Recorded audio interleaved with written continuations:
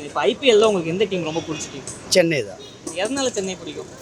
ஸ்டார்டிங்லேருந்து ஆரம்பத்தில் தான் நல்லாயிருக்கும், டீம் நல்லாயிருக்கும். ஓகே. அப்போ ஜடேஜா அது டோனி எல்லாம் இருந்தாங்க, டீம் நல்லா இருந்தது, அதனால பிடிக்கும். இப்போ வந்து பழைய பிளேயர் நிறைய பேர் மாற்றி போட்டாங்க ஆக்ஷன்ல.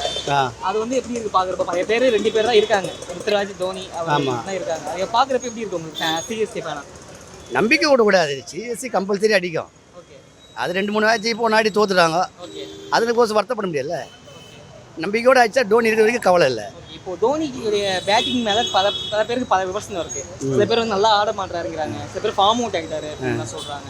அதெல்லாம் பார்க்குறப்ப உங்களுக்கு எப்படி இருக்குது? அவருக்கு போய் வயசு ஆகி போச்சு, அதனால் ஆகி போச்சு. இளம் வயசுங்கிறவங்க நிறைய பேர் அவங்க வருவாங்க, அவங்க வெளியே வரட்டும் உள்ள, அவங்க வந்து அடிக்கட்டும். ஆனால் டோனி இருந்தே ஆகணும்.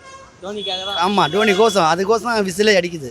சஞ்சு சாம்சன் வந்து உள்ளே இறங்குறாரு சிஎஸ்கே, அது எவ்வளோ தெரியுதா? அது போதுமே, ஒரு தூண் போனால் ஒரு தூண் வருதுல்ல, அது இப்போ இதுக்கு மேலே என்ன வேணும் நம்மளுக்கு? அதுக்கோசம் ஜடேஜா போயிட்டாருன்னு சொல்லி நம்ம தூத்துற முடியுமா? நம்பிக்கை தான் எல்லாமே. 6வது கப் யாரு? நம்ம தான் அடிப்போம் கம்பல்சரி. ஒரு பெரிய தூண் நம்ம கூட உள்ளே வருது, கம்பல்சரி நம்ம தான் அடிப்போம்.